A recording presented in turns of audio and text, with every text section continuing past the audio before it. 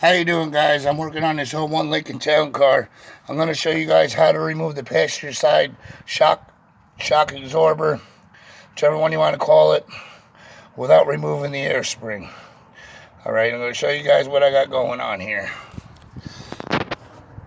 Alright, first thing first, I jacked the car up, put it on jack stand.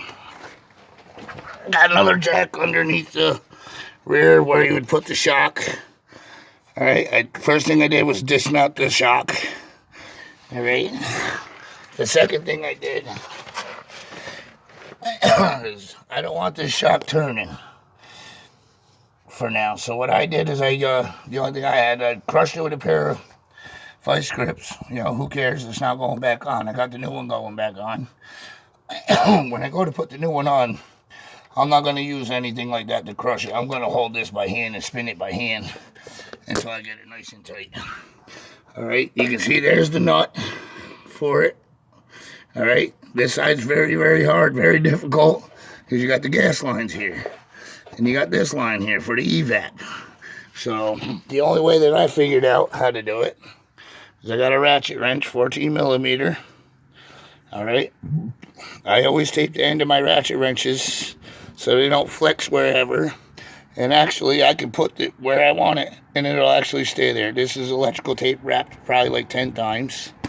And I got a 16 millimeter also taped to it. They call this double wrenching. But I put the tape on there, so there's no fumbling around, you know what I mean, without busting my knuckles. So let's see how this goes.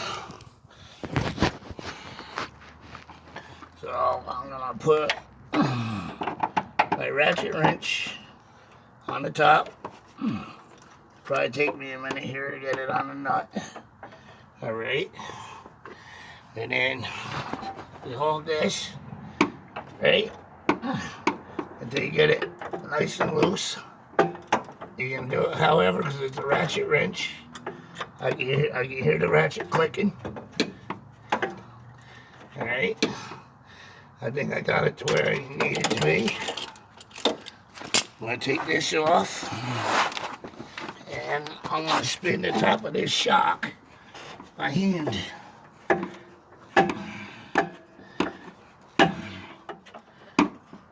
And yeah, I need to work the top at the same time. Because it's a ratchet wrench, I can just sit here and twist by my hand. This will give you a little bit of an arm workout.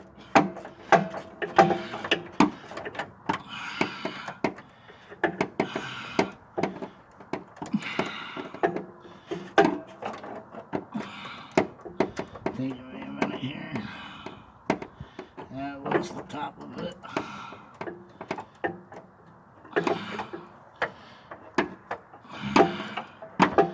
Like I say, you want to be very careful of the fuel lines that are here.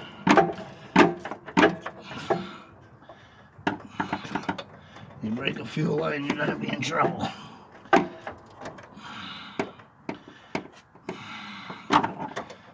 With the new shock, I think I'm not even going to try changing this top rubber because it's so hard to get in there. I'm going to leave the nut and the rubber right where it is and go slap right up in with the new shock. I'm not even going through all that.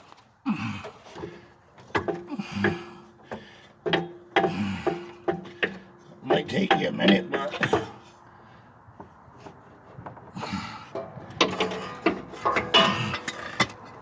there you have it. You got the passenger side shock out with the air spring still in the car.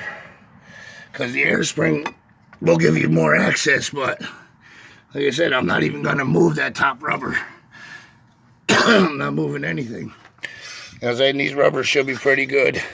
I'll replace the bottom one.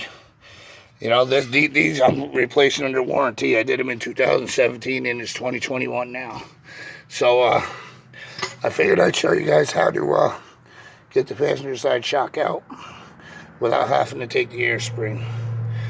Hope you enjoyed.